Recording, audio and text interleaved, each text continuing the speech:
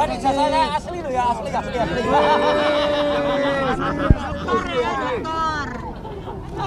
Ini yang ketiga Mbak ya? Yang terakhir? Yang satu dua apa? Begini ya, tadi saya mendengarkan tanggapan dari JPU atas nota perlawanan yang kami berikan ya pada minggu lalu. Ya, kurang lebih apa tanggapan dari JPU itu sudah jelaskan ya, kita semua juga mendengarkan. Nah, saya ingin menyampaikan sebuah kesan saja ya, pada saat saya mendengarkan itu. Begini ya, teman-teman semuanya, saya ingin mengingatkan kepada semua masyarakat Indonesia bahwa seseorang bernama Joko Widodo itu sudah menjadi pejabat publik sejak tahun 2005 ketika menjadi wali kota 2 kali, kemudian menjadi gubernur DKI Jakarta, kemudian menjadi presiden 2 kali. Nah, apakah Anda ingat kapan pertama kalinya Joko Widodo itu mengaku bahwa dia lulusan dari UGM? Itu tahun 2017.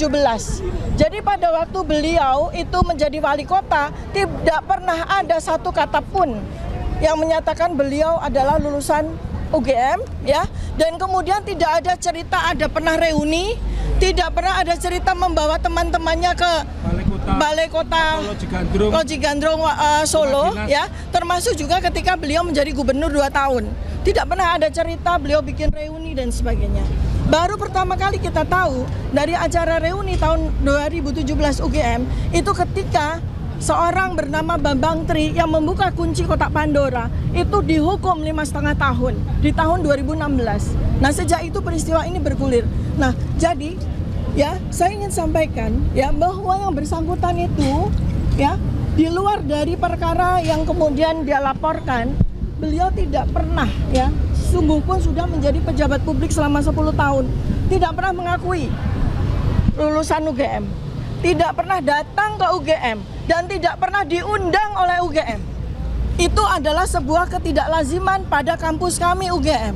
Karena kampus UGM, kampus saya, itu sangat bangga dengan lulusan-lulusannya yang berhasil atau dianggap berhasil.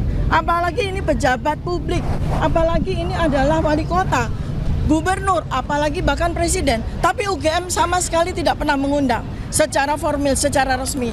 Bahkan pada acara yang setiap tahunnya kami semua alumni UGM itu hadir, yaitu pada acara Dies Natalis ya, di mana kita itu melakukan perjalanan dari kampus UGM pertama, itu selalu ada napak tilas, itu selalu ada pejabat-pejabat. Contoh seperti Pak Ganjar Pranowo selalu hadir setiap tahun, tapi saya, Anies Baswedan, selalu hadir setiap tahun. Demikian juga dengan saya dan Mas Roy, Pak Mahfud MD, jadi semua. Tapi tidak pernah kami melihat ya Joko Widodo ikut satu kali pun dalam acara Dies Natalis tersebut ya. Nah, jadi kemudian yang paling penting tadi sudah disampaikan pada perkara ini ya, pada sidang hari ini yang paling penting sebetulnya adalah sesi yang terakhir ya teman-teman ya, masyarakat Indonesia.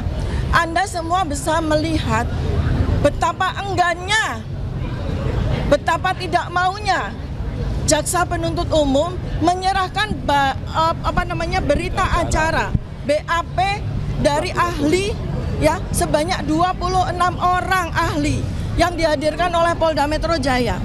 Padahal 26 ahli itu resumenya ada, tetapi di BAP mereka tidak ada. Ini sudah sidang ketiga. Karena seharusnya sebelum sidang berjalan, pada sidang pertama itu BAP sudah diserahkan kepada kami lengkap, selengkap BAP yang diterima oleh hakim. Tapi kami sudah meminta 3 kali, melalui surat sudah kami minta, melalui sidang juga kami minta. Sampai sidang yang ketiga ini BAP yang kami terima itu belum lengkap juga, dan itu jantungnya. Itu yang paling penting, yaitu ahli dari Polda Metro Jaya dan 4 orang ahli digital forensik. BAP-nya tidak kami terima. Ya, BAP lab forensik itu tidak kami terima sampai dengan hari ini. Ya, itu yang paling penting di dalam sidang ini. Nah, mudah-mudahan kita semua berdoa agar minggu depan, di mana jawaban atas eksepsi kami itu diberikan dengan penuh hikmat kebijaksanaan, dengan penuh kecerdasan akhlak, hidayah dari Allah Subhanahu wa taala kepada para hakim. Amin. Ya, supaya hakim memberikan keputusan yang seadil-adilnya dan sebenar-benarnya. Terima kasih. Oke. Lanjut ya. Saya sebutkan satu pasal penting yang tidak pernah disadari Pak Jokowi ketika dia membuat laporan, bahwa KUHP baru itu ada pasal 217.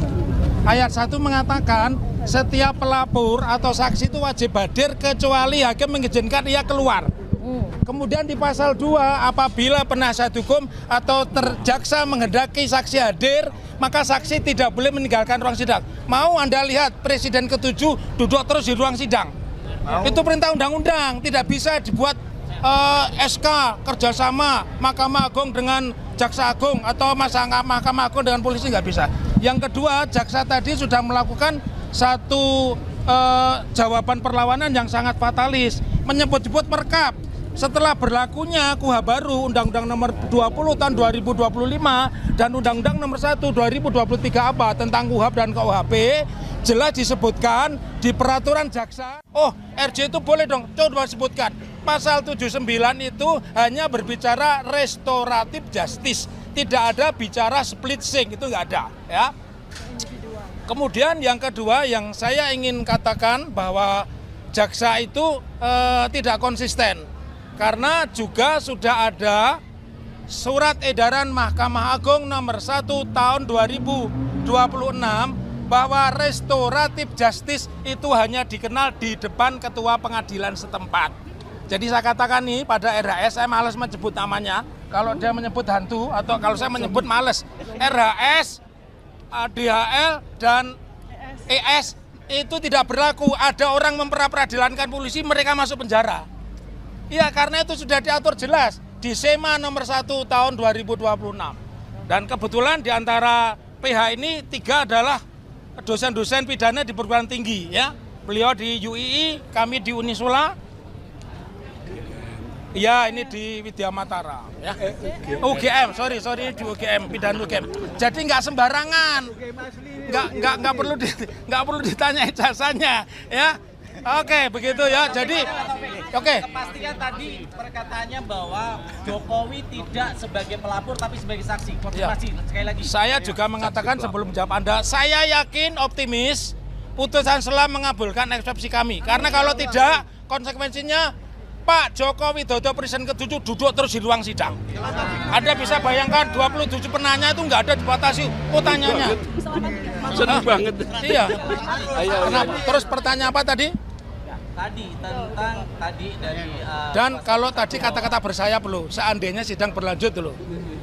kalau Pak Jokowi statusnya bukan sebagai pelapor tapi sebagai saksi, itu yang saya tanyakan. Saksi pelapor. Saksi pelapor. Artinya dia terkena pasal 160. Ya. Jelas beliau tidak hadir ya. Nanti kita jemput bareng-bareng bikin perkap baru gitu ya. Bikin perjak baru. Oke. Kenapa dalam persidangan itu dibilang nomornya adalah 301 pit B, tapi tadi jaksa bilangnya ada 301 pit sus. Ini sebenarnya sidang pit sus atau pit B? itu harusnya pidana biasa. Ya pit B. Ya, pit B. Kembali ke tidak cermat. Ya. Tapi kalau di depan sidang kan nggak boleh tipu ya, nggak boleh tipu dong. Pasalnya salah begitu, itu namanya jaksanya baru belajar namanya. Karena Ya. cuma saya tadi cek di beberapa. Tapi berita, sekali lagi saya optimis dan optimis Pak Jokowi tidak pernah hadir. 162.000% nggak pernah hadir. Karena kalau hadir itu sepertiga dari kekuatan polisi harus dihadirkan di ruangan sidang. Kalau mantan presiden kan sepertiga kekuatannya kalau pengamanannya, ya. Oke. Tanggapan Mas Roy, sekali lagi kehadiran saya di sini ke tengah. Oke. Sekali lagi kehadiran saya di sini adalah untuk menegaskan bahwa saya dan Dr. Tifa itu tetap bersama. Tidak ada yang namanya pecah-memecah, itu nggak ada. Demikian juga para lawyer. Lawyer kami selalu kemudian bersatu, kemudian selalu memberikan masukan-masukan, termasuk ya ada banyak hal yang dari sidang pra-peradilan yang saya lakukan di Pengadilan Negeri Jakarta Selatan itu sangat bisa dimanfaatkan oleh Dr. Tifa. Misalnya apa? Misalnya kemarin ada ahli yang kata dihadirkan oleh pihak termohon, yaitu Polda Metro Jaya, ahli yang kata ahli hukum tapi tidak mengerti ITE sama sekali. Hukum ITE tidak ngerti, dan tidak ada satu saksi pun yang dihadirkan.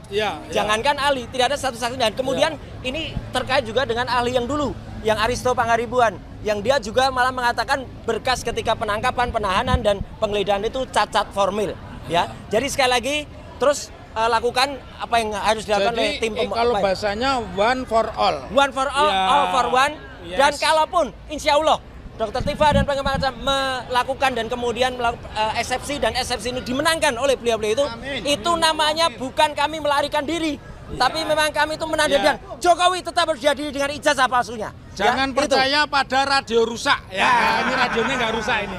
Itu ya, saya kira itu aja. Biar porsinya terlebih banyak timnya Dr. Tifa. Saya aja. Saya 162.000% Jokowi nggak hadir. Hidup Dr. Tifa. Ya. Kita makan sate lagi.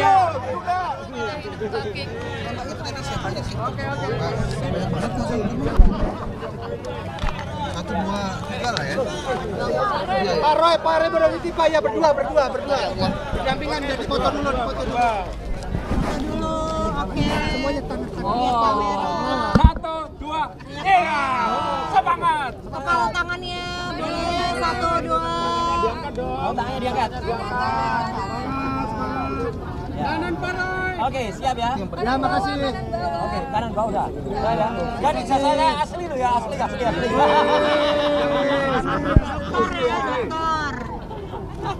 Ini yang ketiga mbak ya? Yang terakhir. Yang Ya, satu makasih Mas dua. Roy. Ya, oke.